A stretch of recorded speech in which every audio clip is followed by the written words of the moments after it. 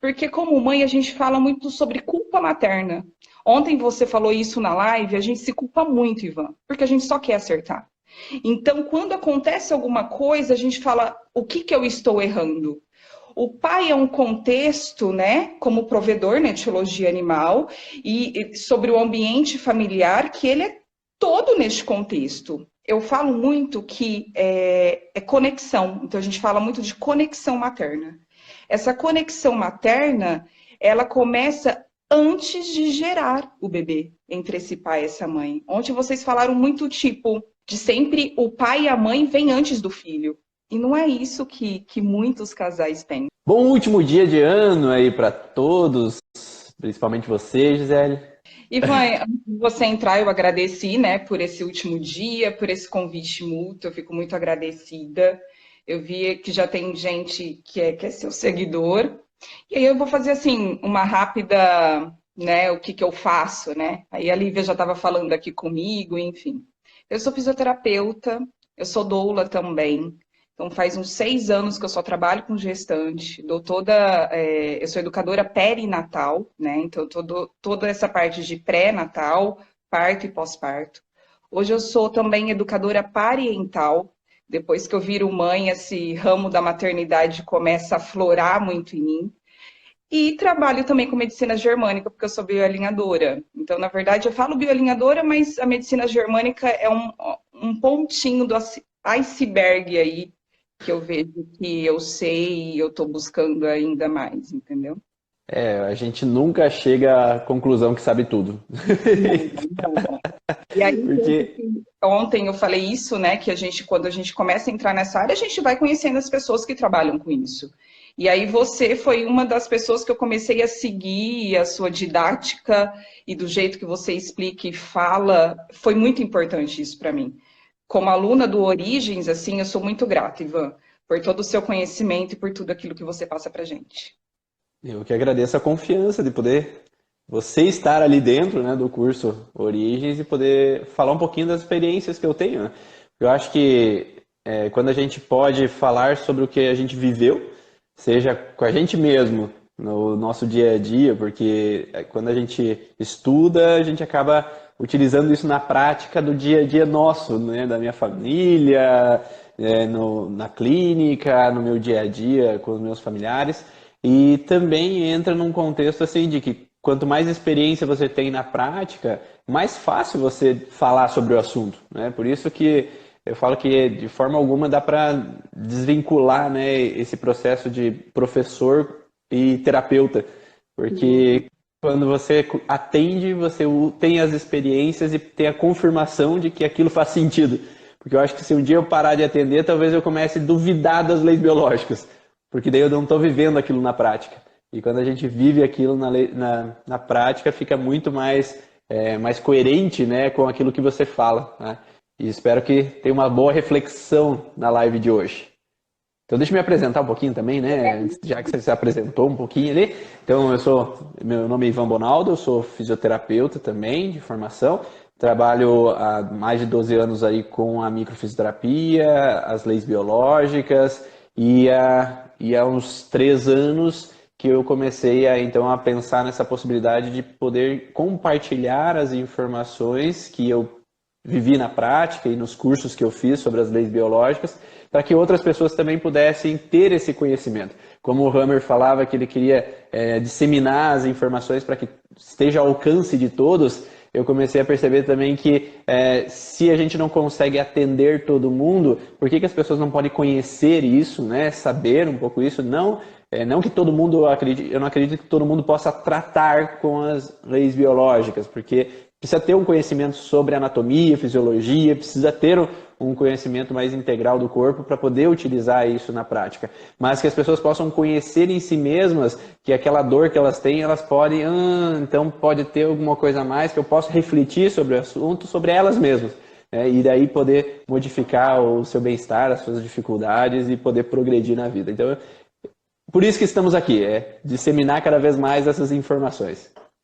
E por isso que eu te falei que eu sou grata, né? Porque tem gente que sabe e não quer passar aquilo que sabe.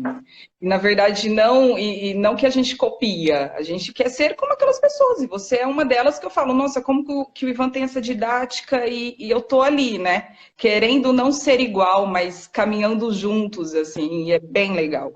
E uma das coisas que quando a gente fala que quando a gente começa a seguir alguém, né? A gente sabe que você é casado, tem duas filhas, e eu sou mãe também, sou casada, e a gente começa. Esse ramo da maternidade é muito forte dentro de mim. Então, na verdade, eu fui doula antes de ser mãe. Então, na verdade, eu sabia tecnicamente as coisas. Isso é um ponto físio antes de ser mãe. Mas a maternidade muda a minha vida. E além da maternidade, que muda a minha vida, todo o meu olhar, quando vem a medicina germânica, eu falo, opa, aí mexeu na minha ferida, né, das 5 leis biológicas. E aí eu começo a entender e mudar a percepção de muita coisa, né, Ivan? Então, hoje, como o tema é maternidade e paternidade, eu, como mãe, a gente não fala muito do pai, a gente fala do pai como um contexto. Por isso que eu falei, Ivan, quando você fala muito das suas filhas e dá muito exemplo, eu falei, putz, o Ivan, para falar desse tema, é ímpar. Por quê? Porque, como mãe, a gente fala muito sobre culpa materna. Ontem você falou isso na live, a gente se culpa muito, Ivan, porque a gente só quer acertar. Então, quando acontece alguma coisa, a gente fala, o que eu estou errando? O pai é um contexto, né, como provedor na etiologia animal, e sobre o ambiente familiar, que ele é todo neste contexto. Eu falo muito que é conexão, então a gente fala muito de conexão materna. Essa conexão materna, ela começa antes de gerar o bebê, entre esse pai e essa mãe. Ontem vocês falaram muito, tipo, de sempre o pai e a mãe vêm antes do filho. E não é isso que muitos casais pensam, entendeu? Então, se essa conexão vem muito antes de gerar esse bebê, então o casal tem que estar em sintonia. E muitas vezes não acontece isso. Concorda comigo? Na definitiva. Porque a gente acaba, e como você falou ali, às vezes a gente entra na paternidade, a maternidade, às vezes depois de alguns conhecimentos, né? Você trabalhou como doula e depois veio o conhecimento. E mesmo assim, eu já trabalho há 12 anos com as leis biológicas, e entrar na paternidade te dá uma bagunça de novo, porque tu achava que tu sabia alguma coisa de leis biológicas, achava que tu sabia que ia trabalhar de algumas formas, que ia lidar bem com algumas coisas, mas não é bem assim. A prática é totalmente diferente do processo ali de aprendizado. Então, quando a gente pode a viver na prática, a gente pode então colocar todas as ferramentas ali em dia e acertar errando. Porque a gente erra primeiro. Mas aí que é o bom, porque quando a gente erra, a gente tem a chance de corrigir. A gente tem a chance de evoluir e de ter um aprendizado.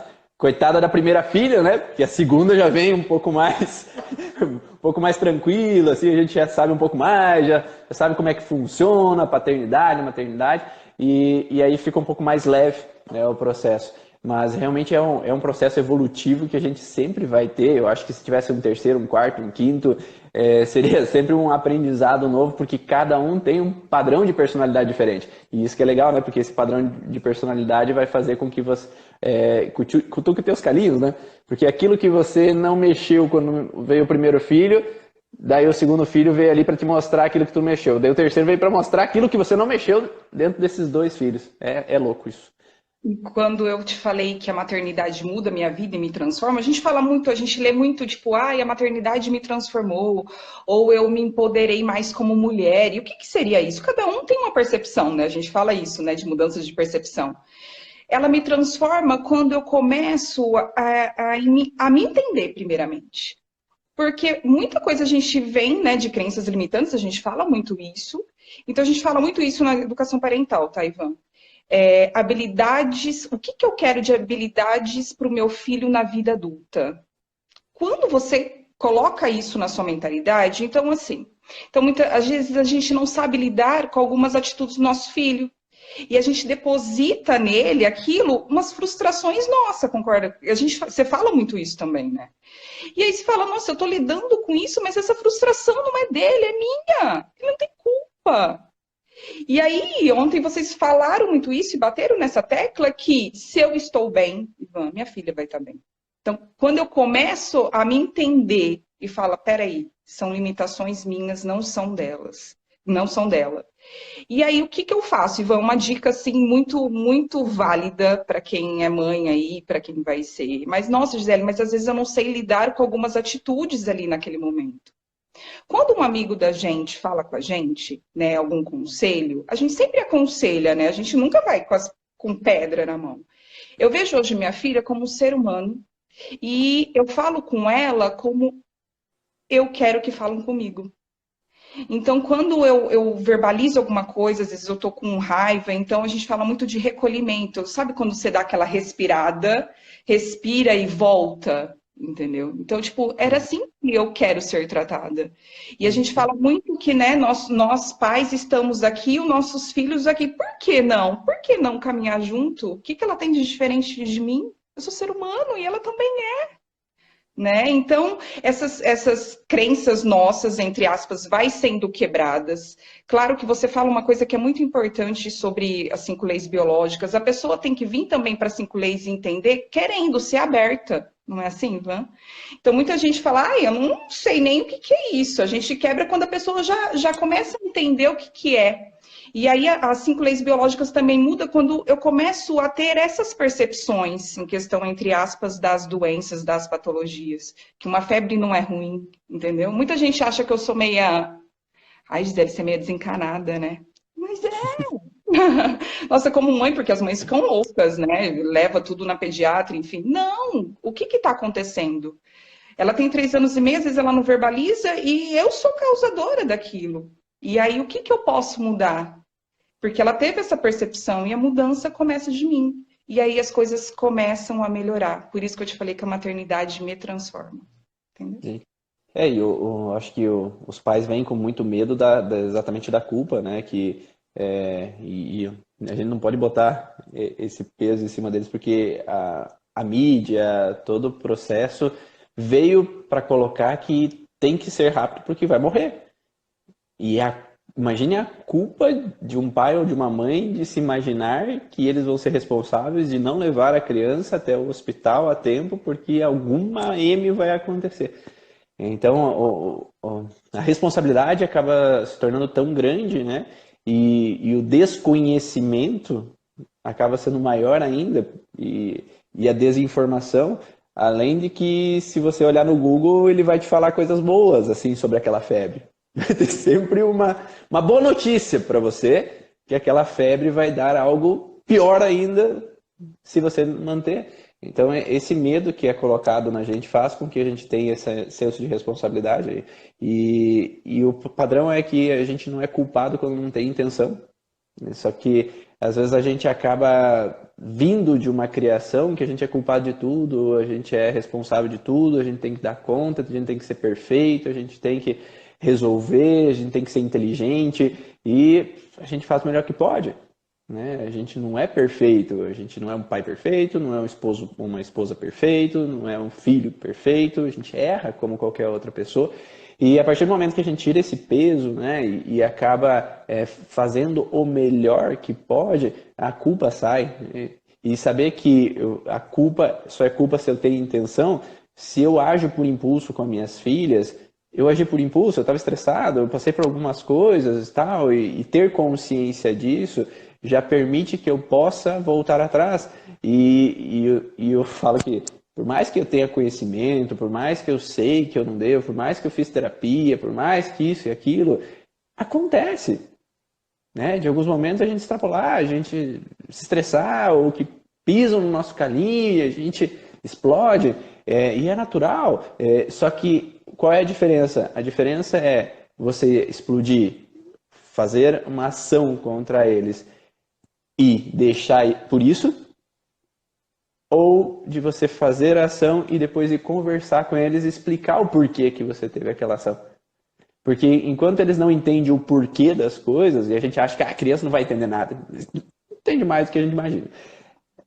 Se a gente explica o porquê, é muito mais integrado a informação, as coisas se aliviam mais rápido. Porque quanto mais tempo a gente passa naquele estresse, mais intenso é o sintoma. E por isso que eu falo que as minhas filhas às vezes não têm sintomas.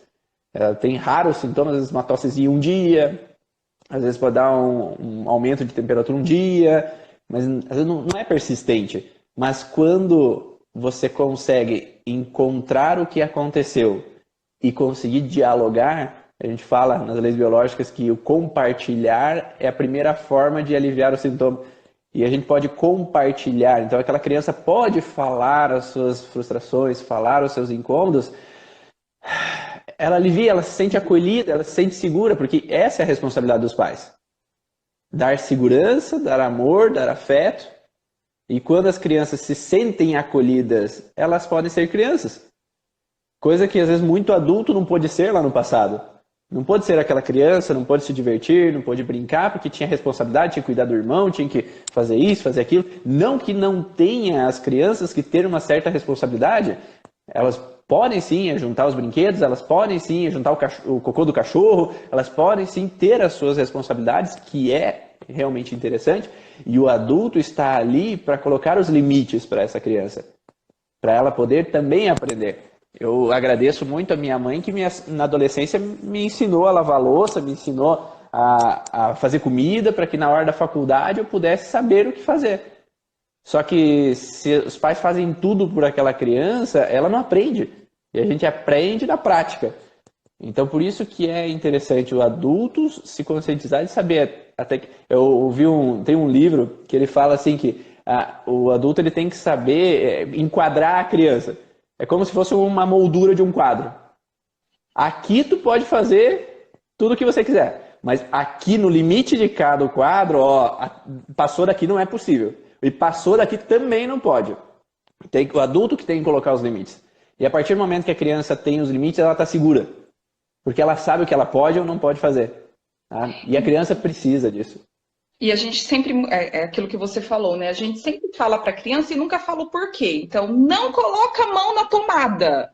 Então, ninguém diz só não, mas por que ela não pode colocar a mão na tomada? Né? Olha, vai te machucar, vai te dar choque. Então, a gente sempre fala um não, não, é aquilo que você falou. Que a gente fala muito de pertencimento. Que a gente faça como essa criança pertencer a essa família, Ivan. Né? Então, que seja bem-vindo. Quando eu te falei dessa conexão, então começa essa conexão do ventre. Então, uma das coisas que eu estou usando muito a leis biológica é nas minhas aulas de pré-natal. Então, ainda eu continuo sendo doula. Então, eu olho para essa mãe. E essa mãe, então ela vem às vezes com perdas gestacionais, então ela vem com muito medo, tá achando que não vai ser uma boa mãe, tá com medo do parto. Você tem noção que essa criança sente tudo? Você tem noção que essa criança sente tudo? Às vezes ela nem sabe disso. Você fala, Gisele, é um sentimento meu. Não, você tá passando tudo para esse bebê que tá dentro de você. E aí ela começa a quebrar essas percepções, né, que é o medo dela, que por que ela não pode ser uma boa mãe? Então, na gestação. Então, muitas coisas a gente consegue, né, como terapeutas, vamos lá, desmistificar e mudar a percepção dela já na gestação. Isso tem ajudado muito.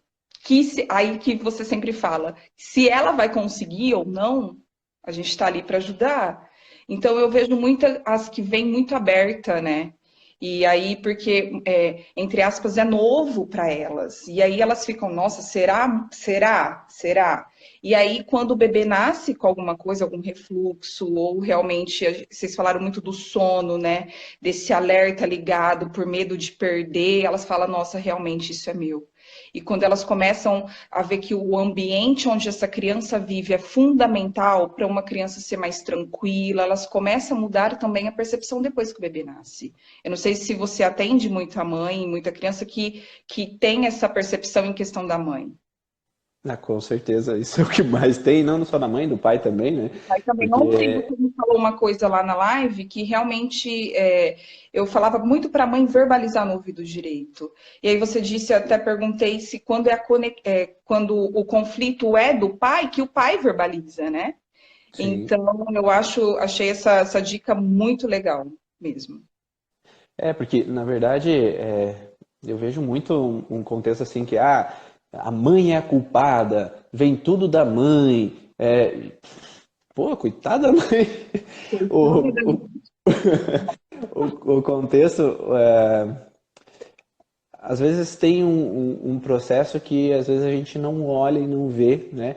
E o contexto é que acredita-se que a mãe tem uma conexão com a criança, que a criança tem uma percepção aguçada da mãe, mas eu não acredito que é só da mãe. Eu acredito fielmente que é do pai também. Eu acreditava realmente que eu podia falar com a minha filha pequena mentalmente. E ela realmente respondia mentalmente, ela mudava o semblante, eu conseguia dialogar com ela mentalmente, porque ela está numa onda cerebral diferente. E eu podia ter uma conexão com ela, assim, e o que eu estava, como eu expressava meu corpo, né? Porque a expressão corporal é o que eu geralmente acredito que uma criança perceba frequentemente, por mais que tenha alguns estudos que falam sobre a frequência de ondas, né, do cérebro e que as crianças são capazes de ler um pouco o nosso inconsciente pelas ondas cerebrais dela. Mas eu acredito da mesma forma que o animal ele usa muito a expressão corporal, né? Então um cachorro, por exemplo, se ele está andando na rua, se ele vai passar por um quintal e vê que o outro cachorro ele é agressivo, está armado, ele geralmente vai passar pelo outro lado da rua. Agora, se ele vê se esse cachorro está com uma expressão corporal que ele é mais tranquilo, mais submisso, ele vai lá dar uma cheiradinha e segue o caminho dele. Então, a expressão corporal, quando um pai chega em casa com uma expressão corporal de raiva, de irritabilidade, a criança vai olhar o quê? O que ele está falando? Não, né? Ele vai olhar a expressão corporal. Se a mãe chega triste, tá chorosa, mas ela tenta esconder o choro, porque ela foi lá no banho, tomou banho e aproveitou para chorar, porque daí a água caía, daí ninguém ia perceber que era o choro que estava escorrendo.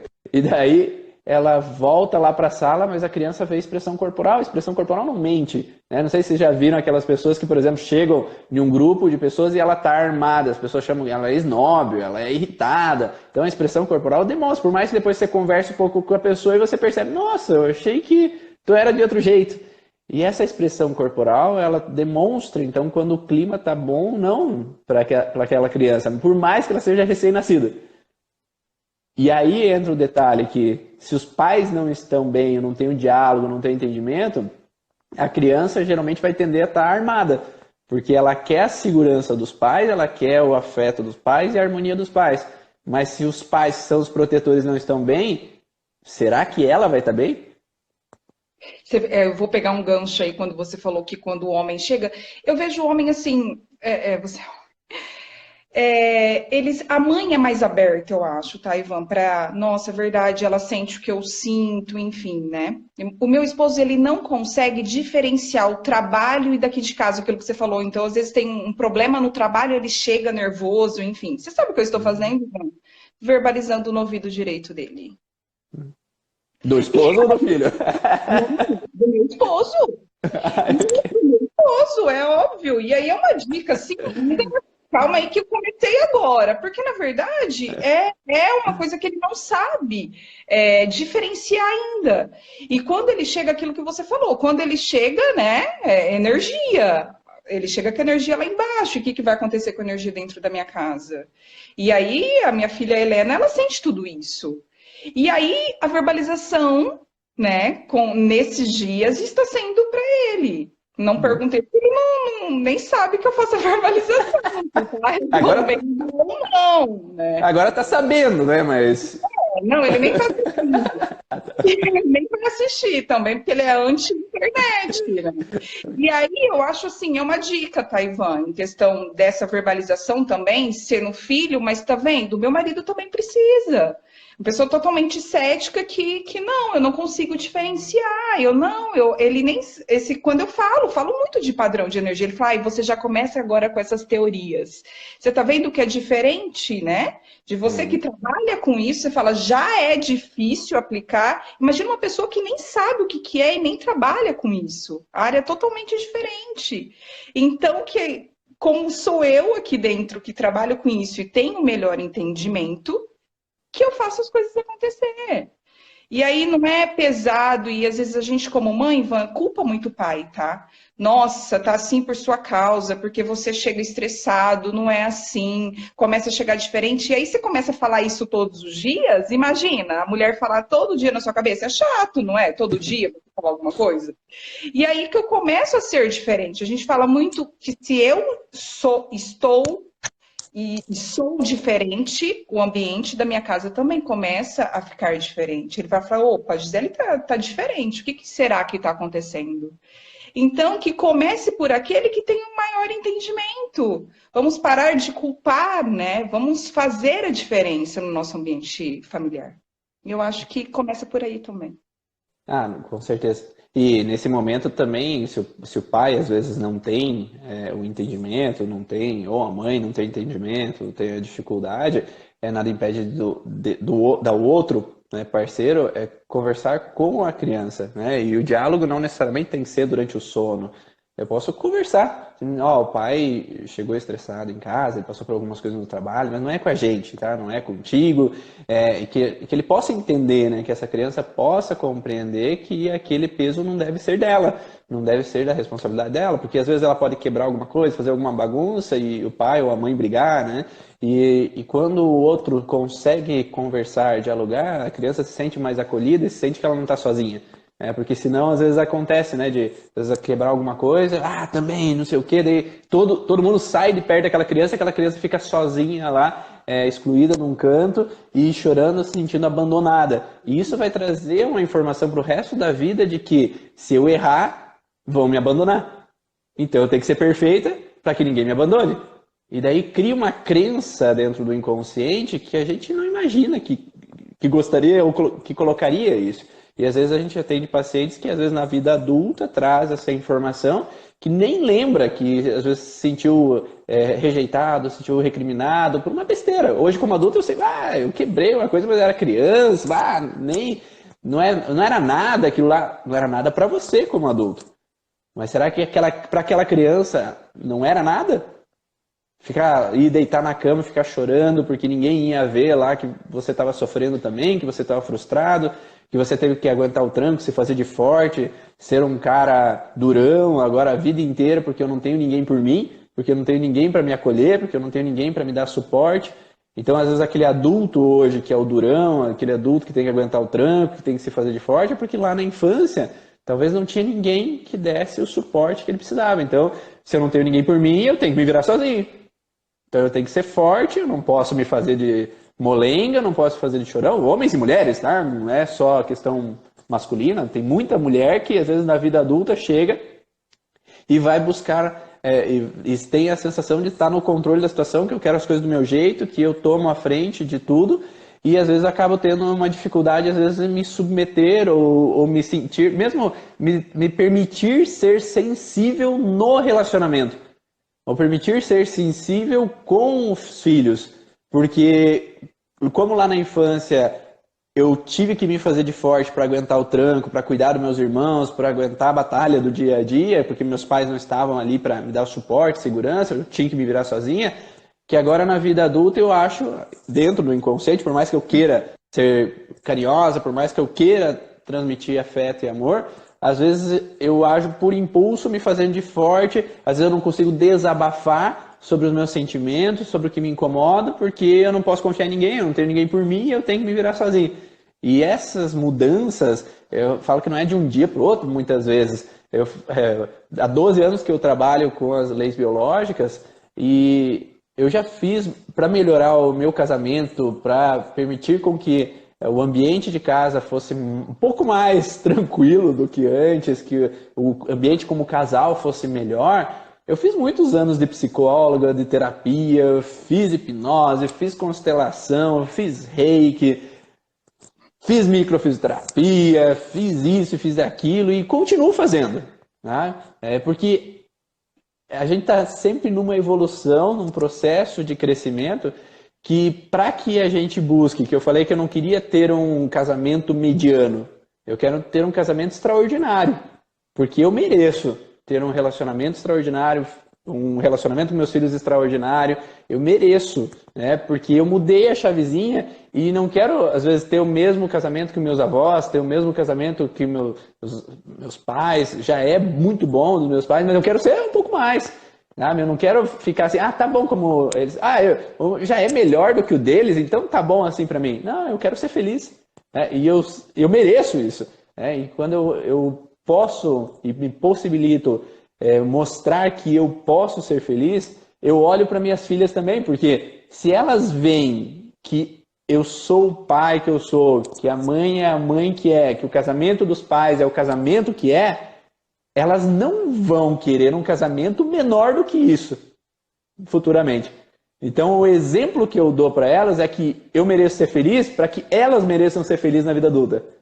Que eu mereço ter um casamento extraordinário para que elas mereçam ter um casamento extraordinário na vida adulta. E não se contentem com qualquer coisa. E isso, assim, é o exemplo, né? Porque a criança... será que uma criança de 3 anos e meio entende, né, as coisas que você fala? Claro! E quando a gente fala muito do ambiente, aquilo que você falou, do exemplo, né? Olha como que meu pai e minha mãe se dão super bem. Olha como eles dialogam, né? Porque eu vejo muitos pais não tendo conversa dentro de casa, Ivan. Então, como que eu vou passar isso para minha filha? E quando ela olha, fala, olha, meu pai e minha mãe senta e conversa, é isso que eu quero para minha vida também. E eu quero dar um exemplo em questão de conexão, quando eu falei de pai, né, de dentro do ventre, Ivan. Uma das coisas que mais me marcaram foi num parto. A gente sempre fala que a gente gera e esse pai, ele é o coadjuvante ali, né? Então, por isso que a gente se culpa muito, tá, Ivan? E aí, arremetendo o parto, esse pai, ele tinha muito contato, né, dentro do ventre, conversava muito. Então, a gente fala muito desse pai tendo essa conexão, falando, conversando. E esse pai, ele cantava muito uma musiquinha, Mãezinha do Céu, né? E durante o parto, a hora que esse bebê nasceu, que veio de contato pele a pele com a mãe, ele começou a cantar a Mãezinha do Céu. Primeira coisa que o bebê fez foi tirar o olhar que ela estava olhando para a mãe e foi olhar onde o pai estava. E aí, naquele momento, eu falei, gente, olha como que, né, a gente fala muito, mas quando a gente está ali e presencia que realmente o diálogo começa ali na gestação.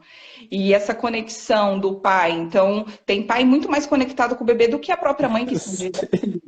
Muitos. Que começa ali, e a hora que eu presencio isso, então assim, Ivan, eu fico mais emocionada nos partos com o pai do que com a mãe, porque a mãe ali, a primeira coisa que ela fala, eu consegui, ou se é uma cesárea, nossa, né?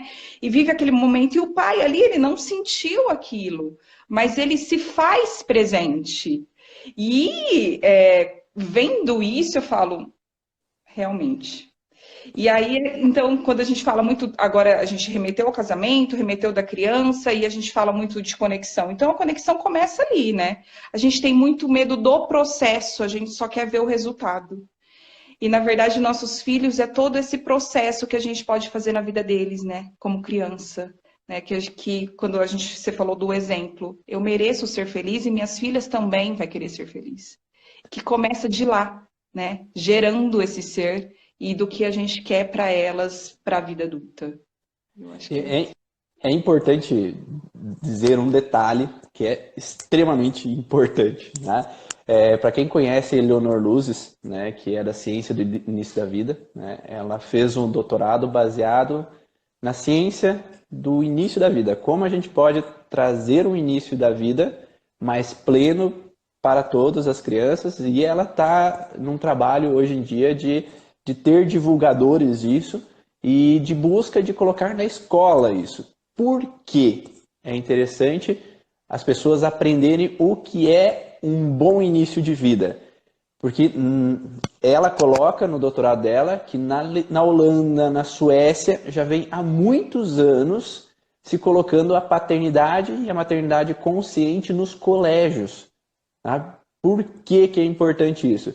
Porque a partir do momento que os adolescentes, né, talvez não as crianças, talvez uma sementinha, né, mas os adolescentes saibam a importância de ter uma gestação consciente, de um entendimento do que uma criança pode sofrer pelo fato de uma gravidez indesejada, por causa de uma situação besta de fazer sexo sem camisinha e vir alguma criança, de uma situação de um pai ou uma mãe não presente. É Eleonor Luzes, é o nome dela, tá? Se conseguir escrever para mim aí, com relação a esse contexto da paternidade consciente, da maternidade consciente, dos adolescentes, aprender desde o começo o que é ser um pai, o que é ser uma mãe e qual é os atributos que cada pai e mãe deveria ter, lá com esse ensinamento, reduziu-se imensamente Eleanor, tá? Com Ali, Eleanor Luzes. E com relação a essa paternidade, com relação a esse vínculo, se diminuiu muito o número de adolescentes alcoólatras, drogaditos, se reduziu em 20 anos, se reduziu 9 presídios na Holanda. Então, para que vai ter violência? Por que vai ter pessoas que vão roubar? Se elas foram criadas de uma maneira acolhedora, seguras e bem. Então, com essa mudança de mentalidade, onde os pais recebem melhor a criança, quando os pais conseguem, então, dar a segurança, o amor, o afeto, diminui-se o número de gravidez indesejadas, diminui o tom de raivas, diminui o tom de bloqueios emocionais, diminui o contexto de essa questão que eu falei antes de eu tenho que me fazer de forte, eu tenho que me virar sozinho, diminui as situações de pessoas que vão buscar no vício um acolhimento pela falta que eles não tiveram em casa. Então, quando o adolescente já aprende isso, já traz uma possibilidade de uma criança que venha com uma qualidade melhor emocional. Então, para que a gente mude o mundo, tem que mudar como as crianças são criadas, como as crianças são concebidas. Concepção é o ato sexual que vai dar o surgimento da criança.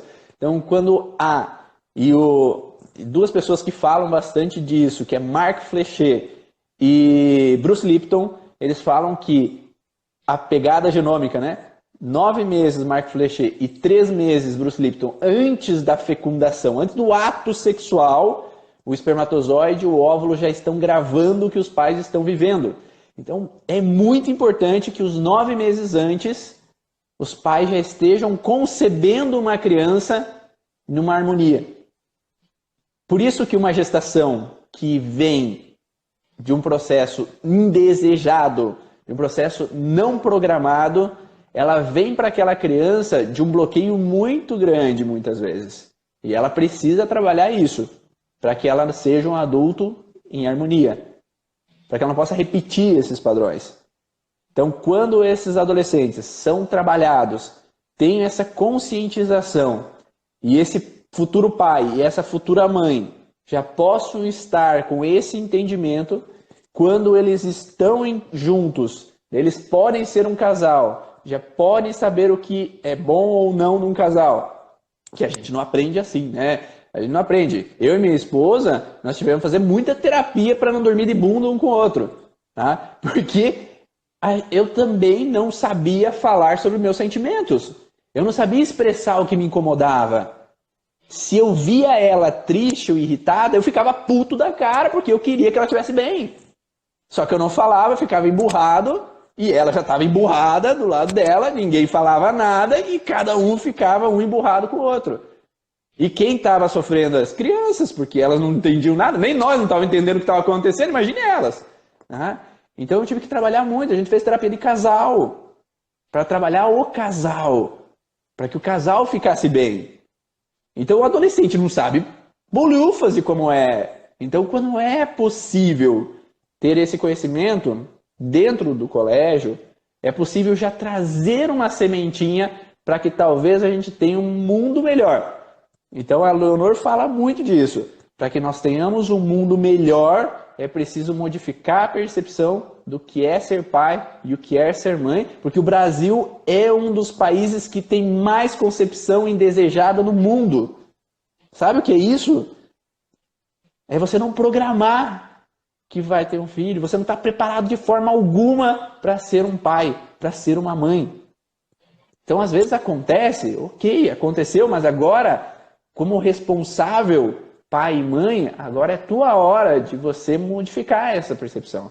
Para você trazer à tona uma criança melhor, uma criança que possa ser alguém no mundo.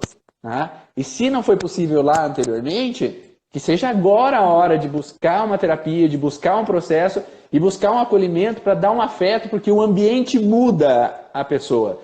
Se você pode mudar o teu filho, é agora. Muda o ambiente. Porque a partir de agora, se você faz algo para que o ambiente de casa esteja bem, a criança não vai precisar ficar lá no quarto dela, no videogame, excluída da família, tendo dificuldade na interação, porque lá na sala o clima não está legal. E depois me colocam, o que veio primeiro? Porque ele fica jogando videogame, por isso que ele está assim, ele não quer nada com a vida. Não, ele está lá porque lá dentro da sala não está legal. Tá? Aonde começa? O ovo ou a galinha, né? Então a gente sempre olha para o que está, o sintoma, né? A gente não olha a causa. E quando a gente começa a olhar a causa, as coisas mudam. Tá? Não estou dizendo que é fácil, porque eu demorei muitos anos para modificar muita coisa em mim. Mas que tomar consciência é o primeiro passo. E aí, se a gente pudesse colocar isso no colégio, seria fantástico. Porque a gente poderia ter um Brasil melhor.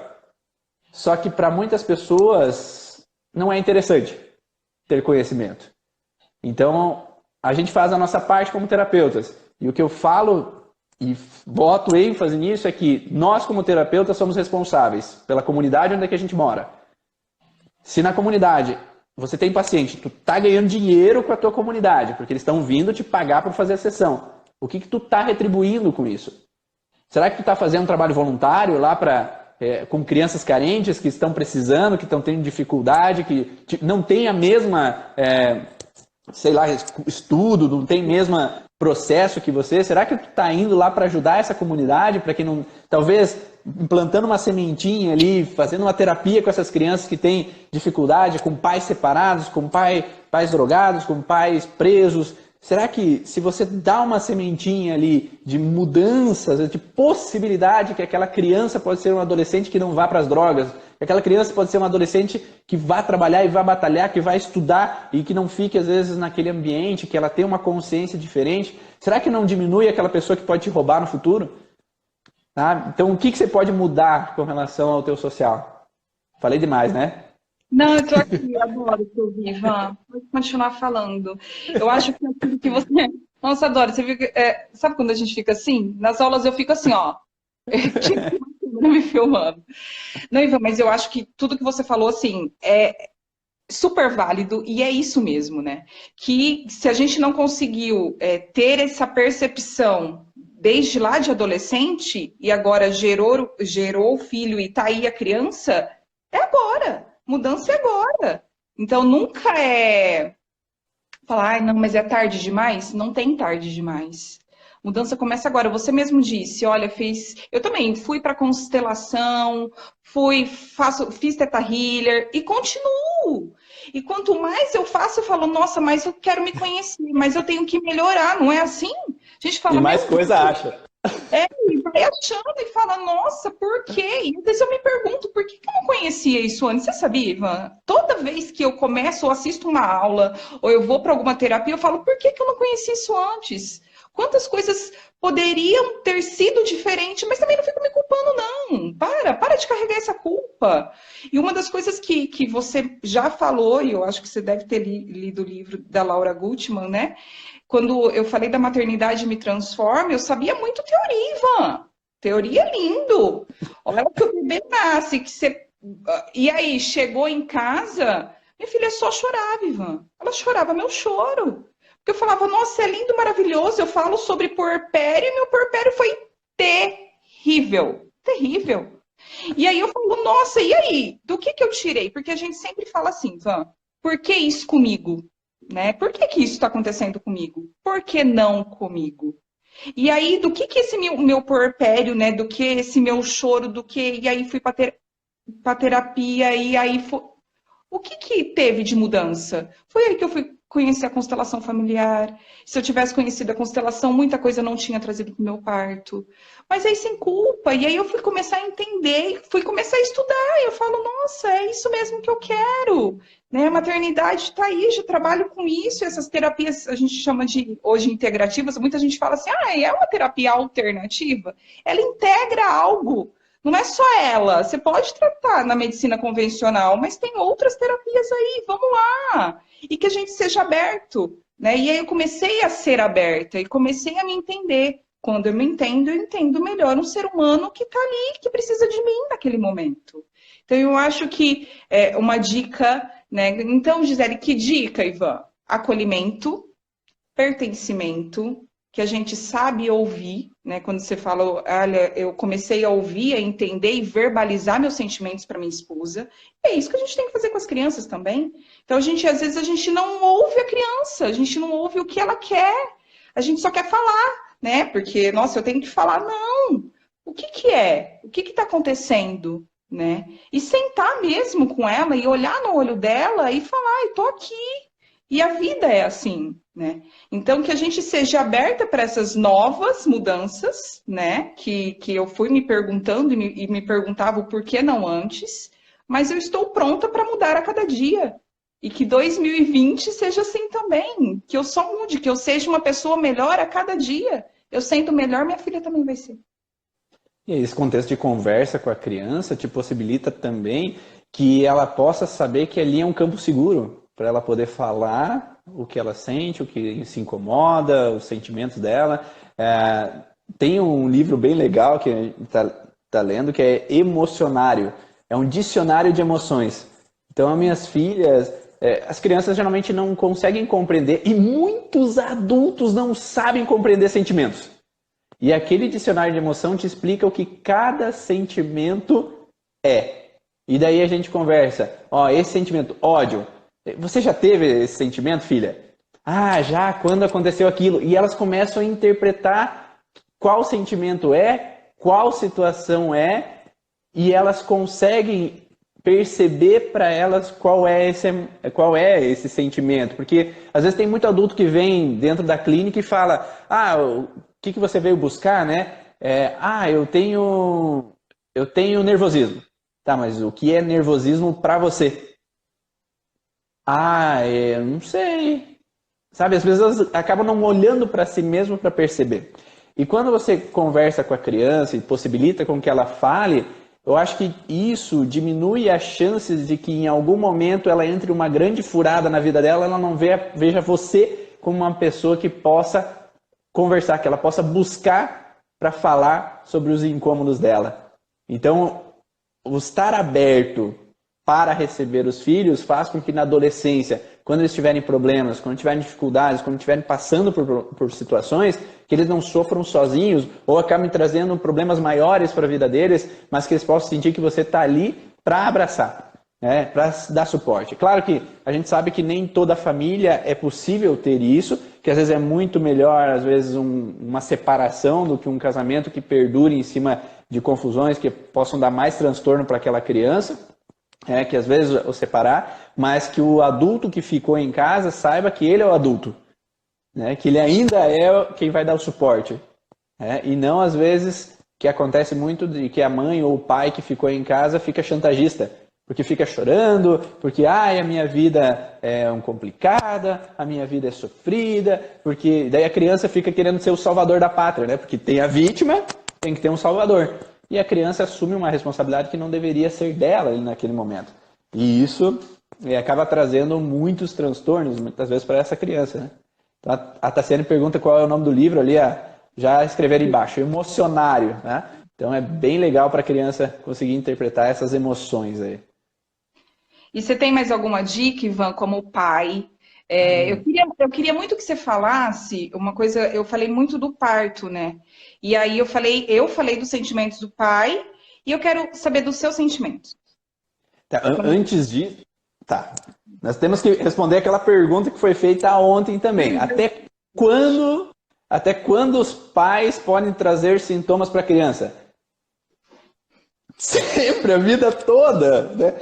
Se a gente for velhinho e ficar julgando, criticando, xingando nossos filhos, eles vão ter sintomas devido a isso. Então o pai é responsável pelo filho, o pai traz sintomas no filho, possivelmente a vida toda. Tá? Só que, dependendo, se a gente tem uma interação legal, se a gente tem um equilíbrio legal, se a gente tem um diálogo, a gente pode ter uma briguinha, ou não pode fazer isso. Né? Eu tenho uma história de um paciente que ele falou assim, eu me separei da minha esposa e daí eu quis compensar e dava tudo para minha filha. Daí chegou lá aos 18 anos de idade, ela quis um carro de 200 mil. Daí eu falei que não. A vida inteira eu dei, agora que ela pediu o primeiro não que eu dei, agora ela parou de falar comigo. Então faz 4 meses que ela não fala mais comigo. Então é necessário impor os limites, dizer os nãos quando for necessário, dizer os nãos, que, de novo lá, a moldura, né? Até aqui tu pode fazer, mas passou disso, não. Dê os limites, né? E a partir do momento que eu posso impor os meus limites, vai acontecer alguns atritos, e é natural, né? Mas o pai está ali para dizer que não, aquilo não é legal, você teve a experiência, você já sabe, você já viveu e sabe até que ponto pode ir. E a partir do momento que eu posso dizer o meu não, eu coloco então às vezes alguns atritos, mas que eu possa dialogar depois, para que aquele saia daquele padrão, né? Então a gente teve um atrito durante um dia ali, mas daí no outro dia que a gente pode conversar, filho, isso por causa daquilo, eu acho que não é legal, eu já vivi isso, e eu posso expressar, como tu falou antes, né? Então que possa ser expressado, que possa ser explicado os porquês, né? E aí a criança possa compreender, o adolescente possa compreender e ter um diálogo realmente consistente. Então o que é para mim a paternidade? Como foi para mim? Foi uma bagunça, né? Porque a gente tem, como tu falou, dessa percepção de que a gente vai ser fácil, vai ser babado ali. A minha esposa também no primeiro parto, eu acreditava assim que, moleza, a gente vai lá, já no parto, o médico vai fazer tudo, né? E não, né? Você vê a tua esposa ali sofrendo, tendo dores, tendo dificuldade, você se sente totalmente impotente, né? Aquela impotência de poder fazer algo para que ela melhore. E como terapeutas, a gente quer resolver o problema do outro, quer resolver a dor do outro, o incômodo do outro. E naquele momento, por mais que tu faça isso, faça aquilo, faça aquele outro, eu fui tentar fazer crânio sacral nela durante o parto, para tentar ajudar a aliviar a dor. Ou pelo menos a dilatação, né? Que possa melhorar essa dilatação e essa criança possa sair, mas pai não influencia, não mete bedelho, tá? Tu acolhe, dá segurança, dá suporte ali. E no segundo foi bem mais tranquilo, porque daí tinha já o entendimento. A minha esposa virou doula após o primeiro parto. Ela falou. Então, a partir do primeiro parto, ela já estava estudando um pouco, mas realmente a gente vive na prática, né? A partir do momento que eu vivo ali, eu tenho a dor, eu tenho a frustração e agora eu quero superar aquela frustração. E aí eu vou buscar, então, me restabelecer daquele processo, buscando entender aquilo. E a partir dali ela começou a estudar e eu já tiracolo, né? Eu acabava vendo junto, ouvindo junto, muitas coisas. E a partir do momento que você toma um pouco mais de consciência, você sabe o que é interessante, o que é não. Você vai uns cursos ver o que é importante de um parto humanizado, o que é importante de um parto com bom acolhimento. E você começa a mudar algumas formas e ver que você pode ser mais do que aquilo. E eu tive que fazer terapia também para aprender a ser criança com minhas filhas. Porque eu tinha que ser forte, eu tenho que dar conta, eu tenho que dar suporte, sustento para casa. Mas e na hora de correr, brincar e aprontar com elas? Por que eu não posso, então, a vida ser divertida? Né? Por que eu não posso trazer aquela criança de volta lá, aquela criança que lá na infância, às vezes teve momentos de frustração, teve momentos de incômodos, mas que também era feliz. Então tem uma frase aqui na clínica que eu passo para olhar todo dia: eu sou divertido e sei me divertir, porque eu posso ser divertido, eu posso me divertir. E por isso que nas lives a gente está buscando tanto esse processo de conhecimento com diversão, que a gente pode brincar, que a gente pode dar risada, a gente pode ser um profissional que pode tratar com emoção, tratar com alegria. Porque quando a gente atende um paciente e troca a informação de dor por uma informação mais leve de alegria, aquele paciente sai muito mais aliviado, porque você acolhe ele também, né? E mostra para ele que ele está ali bem, que aquilo lá já passou, aquilo lá é uma besteira. Eu não preciso chorar aquela dor, não posso rir daquela dor. E quando eu posso rir daquilo que doeu lá naquele momento, mas que já não faz sentido eu ficar chorando por aquilo, a evolução é melhor. E isso que acontece também quando a gente faz da paternidade e da maternidade. A gente pode rir, a gente pode ser feliz, a gente pode brincar. Ontem a gente brincou de mangueira lá em casa, molhei tudo essas meninas lá, porque elas estavam me incomodando. E daí molhei todas elas, as duas. Então a gente pode fazer bagunça, a gente pode sujar tudo a calçada lá de barro, né? Ah, mas tudo bem, a gente pode sujar e limpar depois, mas a gente pode ser divertido, a gente pode brincar também. Só que a gente trabalha, né? E não é fácil manter esse esquema. Mas eu me... de tempo de qualidade, né, Ivan? Então, não importa o tempo que você fique com elas. Então, é o provedor que busca o sustento, mas quando eu estou em casa, eu tenho tempo de qualidade. Então, não importa se é meia hora, 20 minutos, então eu deixo o celular, você falou numa live isso, né? Deixo o celular do lado, e aí o tempo que eu estou ali, eu estou totalmente, né? E aí isso é bem legal. Então, às vezes, falar, eu não tenho tanto tempo a hora que eu chego em casa, mas que seja 10, 15, 20 minutos antes da sua filha, o seu filho ir dormir, mas que eu tenho todo esse tempo de qualidade. E eu acho que... Claro que nem sempre é fácil, né? Não. Que fique claro, né? A gente faz o melhor que pode. Então a gente tem estresse. O congresso tem um monte de coisa para fazer.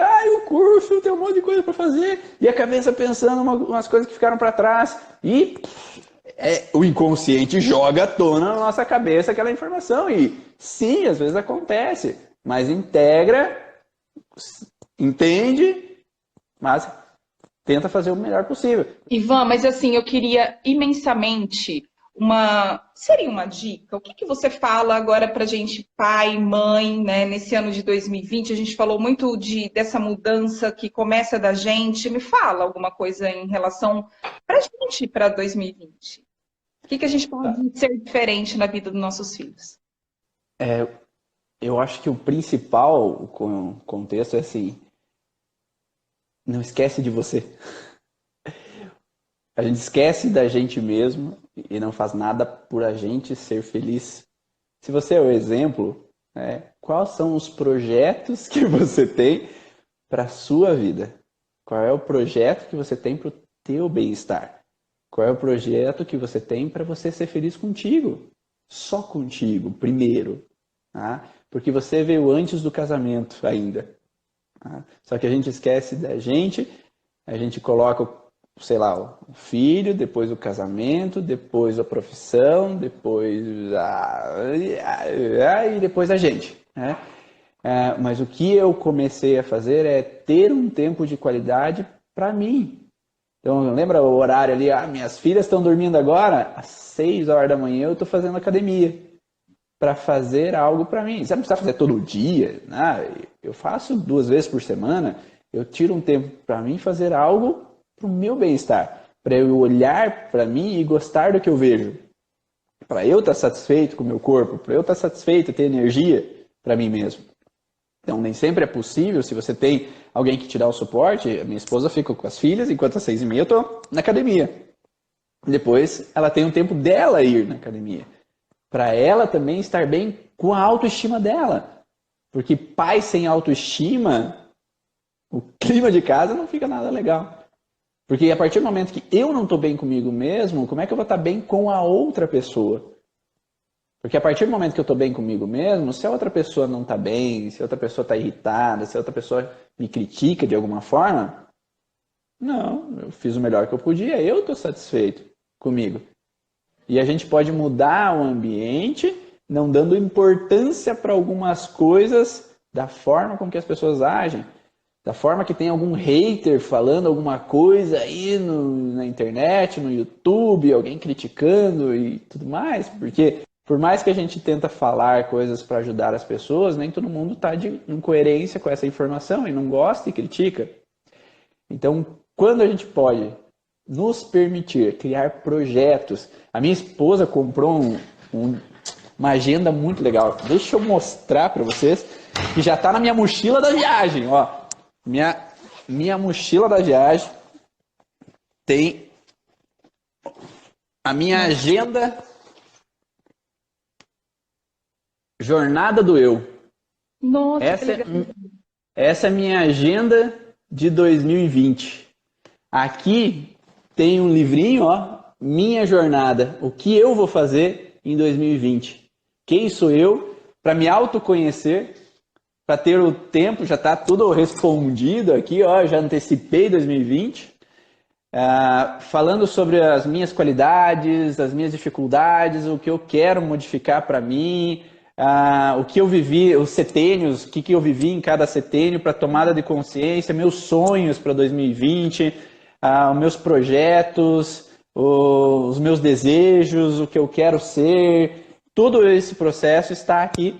E aqui está me cobrando, ó, o controle dos hábitos, o planejamento da semana. Então, que o projeto lá no final, né, eu quero lá em dia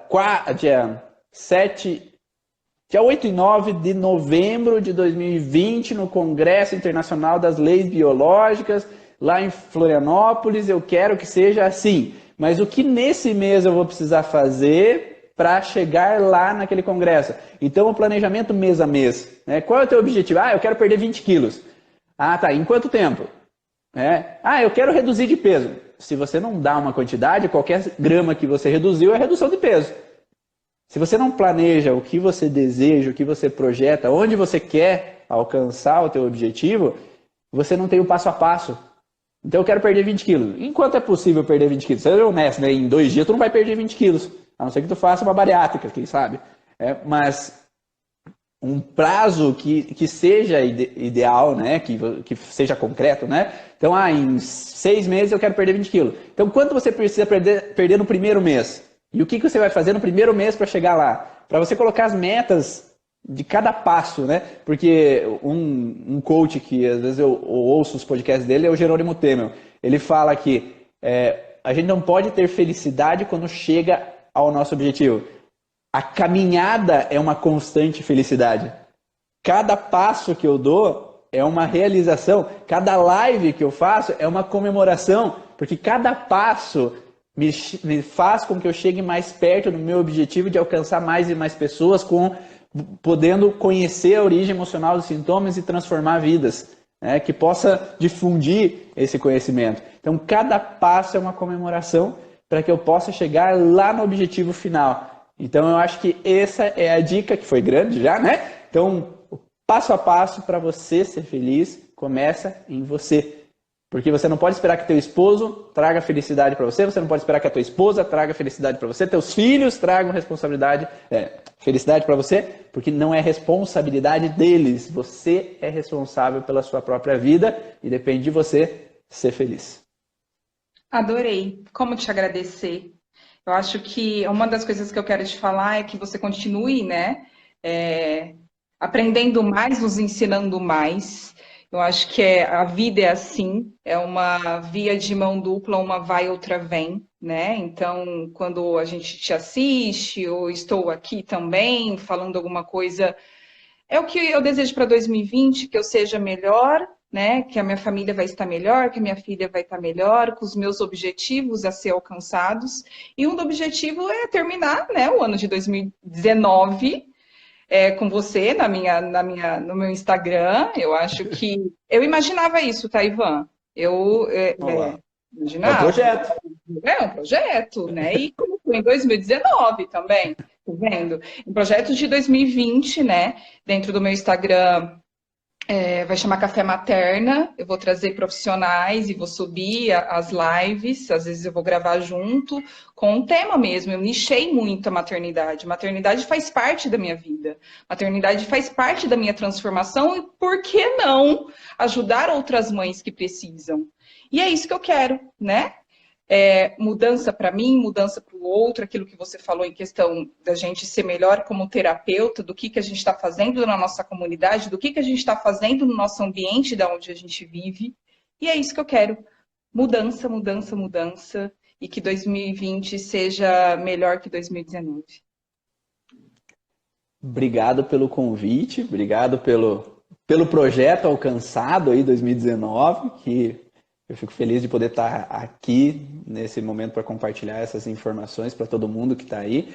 Um feliz 2020 para você e para todo mundo que está ouvindo e assistindo aí, para que vocês sejam realmente, como diz o Ricardo Hoffman, né, que ele vai estar palestrando no congresso desse ano, do 2020 também, faça um excelente 2020, porque não é passar por ele, é você que tem que fazer.